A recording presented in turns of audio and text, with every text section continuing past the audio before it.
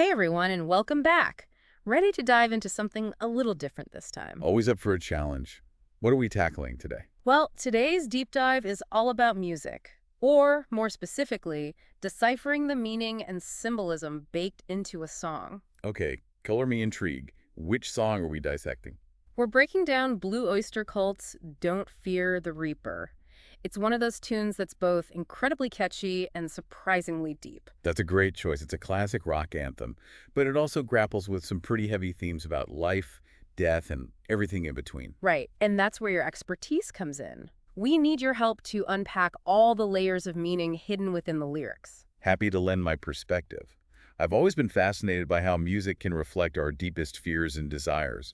Don't Fear the Reaper is a perfect example of that. Totally. So should we just dive right in? Let's do it. Okay, so the song kicks off with this line, "All our times have come here, but now they're gone." It's such a powerful opening statement. What's your take on it? It's like a gut punch, right? It immediately throws you into this awareness of time passing, how fleeting and precious it is. And it goes on. Seasons don't fear the reaper, nor do the wind, the sun, or the rain. This comparison to the natural world is key. It feels like it's setting up a theme about the natural order of things. Absolutely.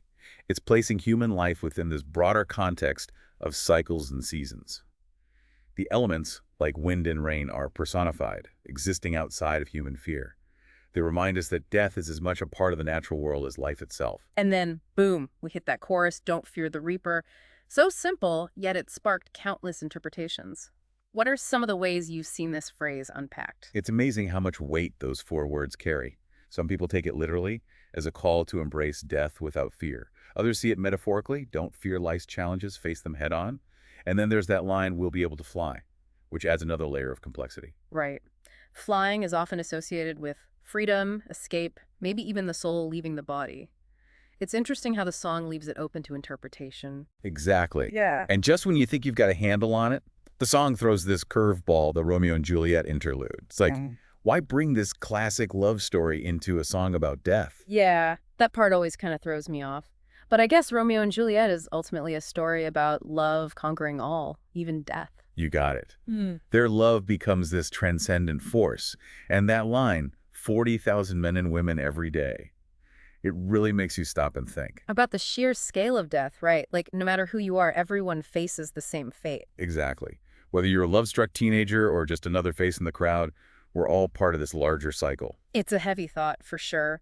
But then the song takes another turn as we enter the third verse. Suddenly, we're in this very specific scene, almost like a short story within the song. Oh, absolutely. This is where the imagery gets really vivid. The wind, the candles, the curtains. It creates this atmosphere of both sorrow and acceptance. And the way the woman in the song ran to him and they started to fly, it's peaceful, almost like a transformation. It is. The wind, a classic symbol of change in the passage of time, plays a big role here. It suggests that death isn't an end, but a transition. So by the time we circle back to that chorus, "Don't fear the reaper," it has this whole new weight to it, right? Absolutely. It's not just a catchy phrase anymore. It's a call to action, urging us to live fully, embrace the unknown, and find our own meaning in the face of mortality. Well said. So as we wrap up this deep dive into Don't Fear the Reaper, we want to hear from you, the listeners. What resonates most with you about this song? Is it about acceptance, defiance, something else entirely? Let us know your interpretations. Music is so powerful because it speaks to each of us in a unique way. The most meaningful interpretations are often the personal ones we bring to the table. Absolutely. Until next time, keep those deep thoughts flowing.